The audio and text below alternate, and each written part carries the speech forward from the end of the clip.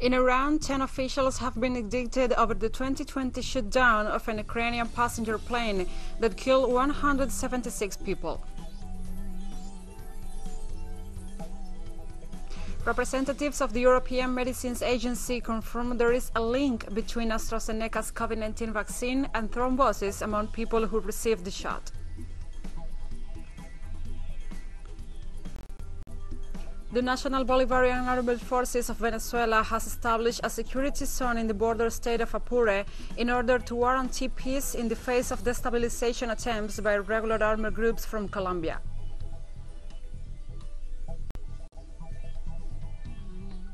From the headquarters of TeleSUR English in Havana, Cuba, this is From the South. I'm Gladys Quesada. This Tuesday, 10 officials have been indicted in Iran over the 2020 shutdown of an Ukrainian passenger plane that killed 176 people. Ukrainian International Airlines Boeing 737 bound for Kyiv was shot down with 2 missiles shortly after takeoff from Tehran airport on the morning of January 8, 2020. The incident sparked much controversy because Iran denied for 3 days firing on the plane and because Ukraine voiced its suspicions that the downing was not accidental. Tehran military prosecutor Golan Bambas Turkey avoided naming those responsible when he announced the indictments while handing over his office to Nasser Siraj. In preliminary reports on the disaster last year, Iranian authorities blame an air defense operator who they said mistook the airplane for a U.S. cruise missile. The announcement came hours before Iran and the 5 world powers remaining in the nuclear agreement meet in Vienna, where the U.S. is due to start indirect talks with Tehran.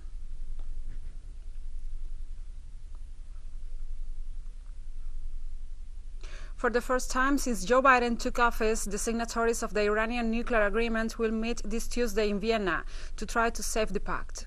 The United States will be present but will rule out face-to-face negotiations with Iran, leaving the mediator's role to European representatives. For its part, Iran assures that the United States has no choice but to end the sanctions and reiterates that its position on the nuclear agreement is quite clear. Iranian government spokesperson Ali Rabiei stressed on Tuesday that the meeting in Vienna represents a new chapter in the process of eliminating coercive measures.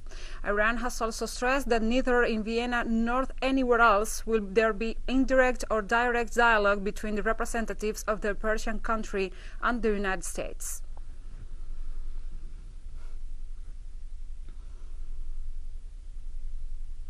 A spokesperson for the Iranian Foreign Ministry has stressed that the outcome of talks in Vienna aimed at salvaging the nuclear deal will depend on European parties to accord leaning on the United States to lift sanctions against Iran. The Commission's agenda produces a result or not depends on the Europeans and the 4+1 reminding the United States of its obligations and the Americans acting on their commitments. We have only one step, not step by step, which includes the lifting of all U.S. sanctions. On Tuesday, Indonesian authorities admitted errors in the death toll from the floods that hit the south and that archipelago and reported a lower provisional balance to 86 dead and 98 missing.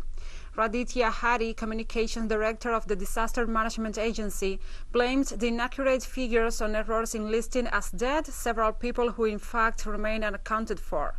The prior brief death toll was one of 128.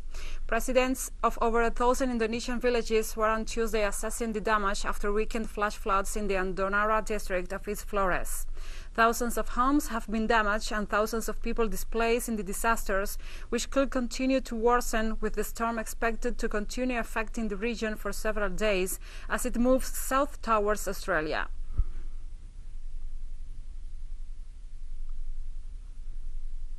In Myanmar, protesters against the military junta on Tuesday painted red some streets of Rangoon, the most populous city, to symbolize the bloodshed by the 570 fatalities by the repression by the uniformed forces since the military takeover on February 1st. Protesters covered some sidewalks and roads in the former capital with red paint and left red marks with their hands on the walls of some structures, such as bus shelters, activists shown on social networks.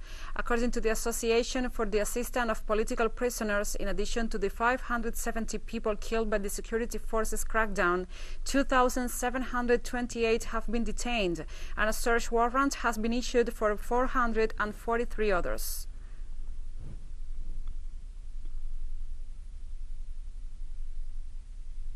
In Nigeria, gunmen stormed a prison in the southeastern Imo state and fled an unspecified number of inmates before setting the correctional facility ablaze in the early hours of Monday.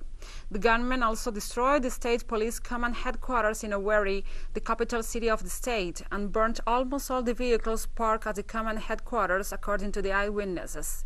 The attackers were said to have operated from 1 a.m. to 3 a.m. local time. The gunmen only spared the anti-kidnapping unit of the Criminal Investigation Department. No group has claimed responsibility for the attack so far. President Muhammadu Buhari called the attack an act of terrorism and urged security forces to capture the assailants and the escaped detainees. Imo State is part of a region that has long been a hotbed for separatist groups and where tensions between federal authorities and the indigenous Igbo population are often high.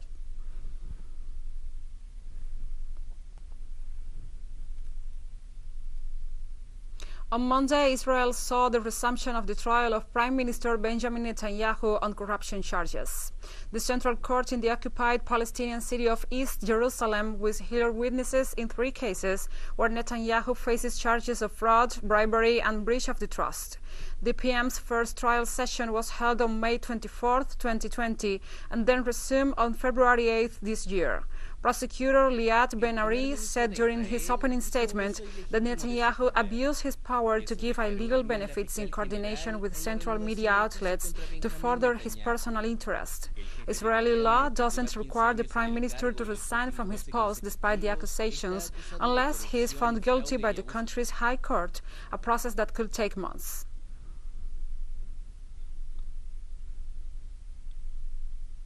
Russian President Vladimir Putin on Monday signed the constitutional amendments endorsed by 79% of voters in a referendum held last year into law. The vote last July saw more than 200 proposed changes to the Constitution approved, including ensuring social measures on pensions and the welfare state, ensuring patriotic education in schools, an extension to presidential term limits, a right for the lower house of parliament to appoint the prime minister, and placing the Constitution above international law. Originally scheduled for April 22nd, the vote was postponed to a later date due to the COVID-19 pandemic in Russia.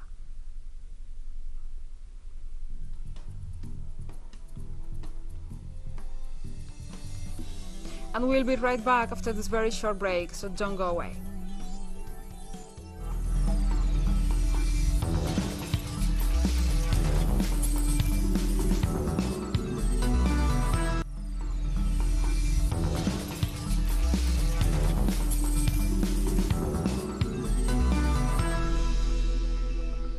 Welcome back From the South. A representative of the European Medicines Agency, E.M.A, confirmed that there is a link between AstraZeneca's COVID-19 vaccine and thrombosis among people who received the shot. Marco Cavalieri, head of vaccine strategy at E.M.A, told the Italian daily Il Messaggero on Tuesday that a higher number of cases of cerebral thrombosis among young people than expected have been reported among those vaccinated. For several weeks now, suspicions have arisen about possible serious but rare side effects among people vaccinated with AstraZeneca. In the United Kingdom, there are 30 cases and 7 fatalities out of a total of 18.1 million doses administered up to March 24th. Trinidad and Tobago's Office of the Prime Minister has confirmed that Dr. Keith Rowley has tested positive for COVID-19. According to a brief statement posted on official Facebook page, the Prime Minister began experiencing flu-like symptoms on Monday evening and was subsequently tested for COVID-19 and is currently in isolation and under medical supervision. Rowley originally was scheduled to take his first dose of the AstraZeneca COVID-19 vaccine later today in Tobago. The statement also says that Chief Secretary Ansel Dennis will be in home quarantine for the next couple of weeks.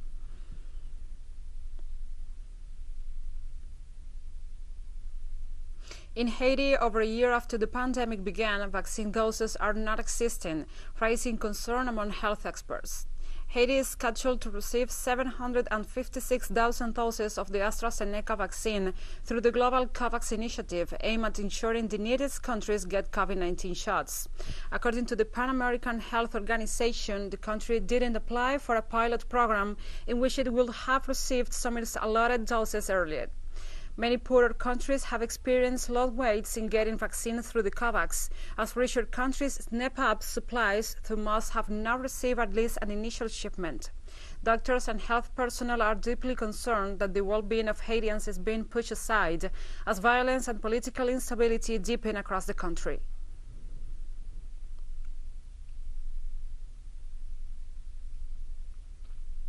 And the residents of some of Brazil's largest and poorest neighborhoods protested in Sao Paulo on Monday against what they say is an inadequate government response to the economic effects of the coronavirus pandemic. The street demonstration forms part of the G10 favelas, a movement led by the residents' associations of the country's 10 biggest favelas. Emergency aid of 27 USD is not enough to buy a domestic gas cylinder, 5 kilograms of rice, and 1 kilogram of beans. A family cannot survive a month with this aid. It is a shame that Brazil, a rich country with so many opportunities, leaves its population suffering from hunger. It brings me such sadness. My fear is that my daughters go hungry. One of them is still under 18. I'm so afraid of not having enough to buy things for the house. There's also my granddaughter, and I think to myself, will they go hungry? Residents aged over 70 in the Colombian capital Bogotá are being vaccinated against COVID-19 with AstraZeneca jabs as the South American country sees a surge in virus cases. Colombian President Iván Duque, who has been heavily criticized for his slow and limited response to the health crisis, recently toughened curfew measures in cities with the highest occupancy rates of intensive care beds to contain a new wave of coronavirus cases and fatalities. Fabulous for protection. For our health. I think this vaccine system is very good. I feel very happy and thank God that I was able to get vaccinated today. The third peak has already begun. In many other cities in the world, it is spreading very aggressively. In some regions of Colombia, such as the Caribbean coast of Antioquia, it is spreading very aggressively. In Bogotá, it is just beginning. We can still control the impact of the third peak with our behavior, which is the best way to control it. Nigeria began clinical trials on 2 vaccines against COVID-19 developed in the country this Monday. Vaccines were developed by a team of scientists and virology specialists with the support of the federal government, which contributed about $25 million for the creation of antidotes to encourage the presidential scientific advance on COVID-19 in the country. Federation Government Secretary announced that vaccines will be used after completion of trials and certification is obtained.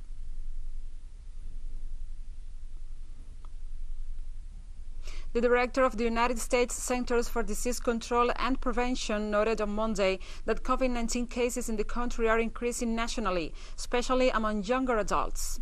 Dr. Rochelle Walensky referred to the increasing spread of new variants of the coronavirus, but also stressed that a rise in youth sports and extracurricular activities are contributing to the steady increase in cases over the last 4 weeks. The expert likewise pointed to positive developments among the most vulnerable age group, saying senior citizens' virus deaths have reached the lowest levels since the early fall.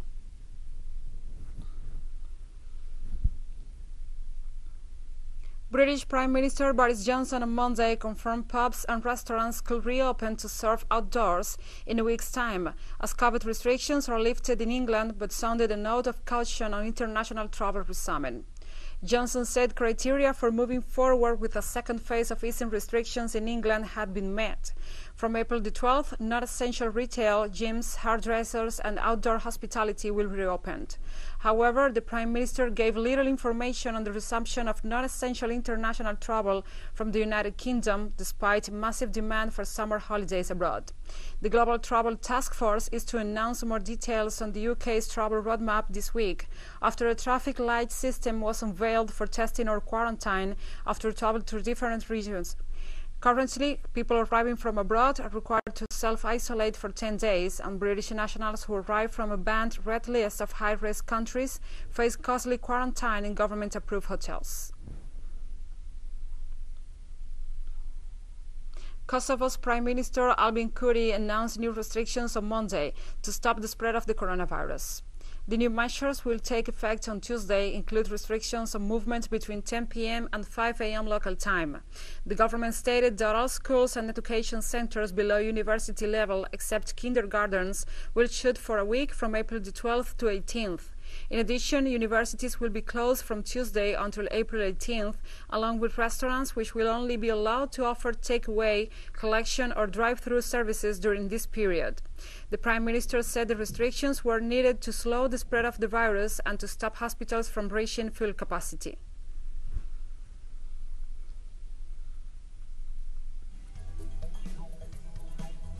And we have more news coming up after a final short break, so stay with us.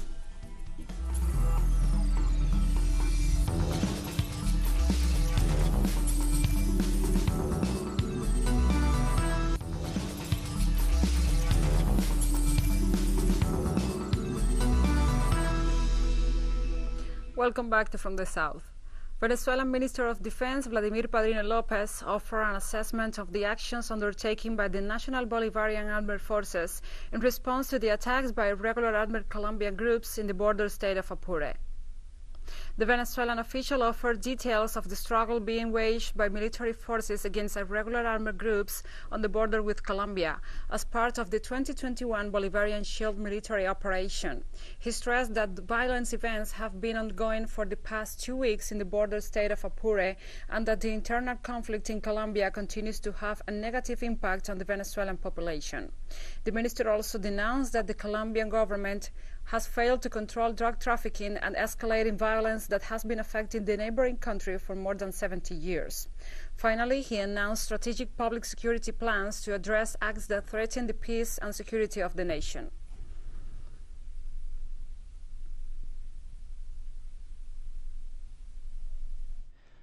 Taking into account the situation, our General-in-Chief has ordered the creation of a temporary defense zone.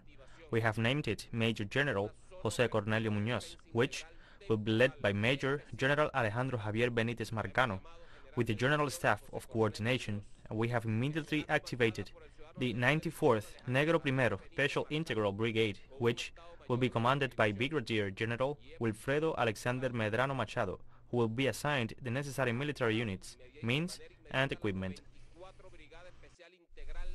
The Venezuelan official also highlighted the work of the National Bolivarian Armed Forces, which in 15 days have done what it will take Colombia a year to do, due to the lack of political and military will on the part of the Colombian government. And is doing there in Apure. We have done what would take Colombia a year. I take the commander of the Integrated Operational Defense Zone's word for it, because it really is the case. If there exists the will of the government, if there is firmness among the military authorities, if the military authorities are not penetrated by drug trafficking, if the civilian, local, regional authorities of Apure are not penetrated by drug trafficking, as they are on the Colombian side, here, with a political and military will, we can undertake the task. 1 week before Peru's general elections, there is a maximum uncertainty regarding the outcome, as 2 polls show a technical tie between 5 presidential candidates, of which only 2 can go to the second round. The last 2 polls that by law can be published before the vote coincide in reflecting the intention to vote as very fragmented and divided, as the best positioned candidates hardly managed to exceed 10% of the votes. In the context of the ongoing political crisis in the country, the decision disinterest and indecision of the Peruvian electorate also continues to be very high, since approximately 30% plan to vote blank or null or have not yet decided what to do with their vote. The first polls shows Johnny Lescano of the Popular Action Party in first place, with 14.7% support. He is followed by economist Hernando de Soto from the right-wing Go and Country Social Integration Party with 13.9%. The second poll shows Keiko Fujimori of the far-right Popular Force Party and facing trial over corruption allegations as tied in first place with Hernando de Soto, each with 9.8% of the vote. In Uruguay, the National Commission for Referendum requested the government to extend the deadline for the collection of signatures to stand up to the constitutional referendum to repeal 135 articles of the law of urgent. The National Commission for the Referendum claimed in a meeting with the Vice President of Uruguay, Beatriz Argimán, that the restrictive measures against COVID-19 make it difficult to collect signatures required to advance to the popular consultation. Before this scenario, the promoters of the proposal against the executive regulations asked that the period that, according to the Uruguayan Constitution, ends on 9 July. It is recalled that the Commission must bring together at least 750,000 headings to carry forward the consultative process. In Honduras, the trial against Roberto David Castillo, the alleged mastermind of the murder of social leader and environmentalist Berta Cáceres on March 2, 2016, will begin this Tuesday. The spokesperson for the Honduran judiciary, Melvin Duarte, informed the court with national jurisdiction will hear the case until April the 30th. Castillo, a former Honduran military officer, is a director of the company Energetic Development, DESA, in charge of executing a hydroelectric project in the Lenca community of Rio Blanco. Berta Cáceres, a Honduran social leader, confronted DESA for defending the Hualcarque River, where the company intended to build the Aguacerca hydroelectric dam, on the grounds that it caused environmental damage, mainly to the Lenca communities. In the U.S., the Minneapolis police chief testified on Monday that the former police officer Derek Chauvin violated departmental policy by kneeling on George Floyd's neck and keeping him down after Floyd had stopped resisting and was in distress. Arradondo, the city's first black chief, fired Chauvin and 3 other officers the day after Floyd's death last May, and in June called it a murder. When prosecutors asked if Arradondo thought Floyd was actively resisting at that time, he said he didn't even know if Mr. Floyd was alive at that time. Arradondo also said that Chauvin's maneuvers to subdue Floyd was not part of police training in any way, shape, or form, and is not part of the police ethic or values. Chauvin, a 45-year-old white former Minneapolis police officer, faces charges of murder and manslaughter in Floyd's death of May 25, 2020. It is contrary to our training to indefinitely place your knee on a prone, handcuffed individual for an indefinite period of time. As you noted, receiving the information, is the person a threat to the officers or others? What is the severity of the crime? Are you reevaluating and assessing the person's medical condition? So all of that critical thinking, that's really key for me in terms of why I vehemently disagree that that was the appropriate use of force for that situation on May 25th. And we have come to the end of this news brief. But remember, you can find this and many other stories on our website at telesurenglish.net. And also, if you feel so inclined, please join us on social media. We are on Facebook, Twitter, Instagram, and also in Telegram. For TeleSUR English, I'm Gladys Quesada. Thank you for watching.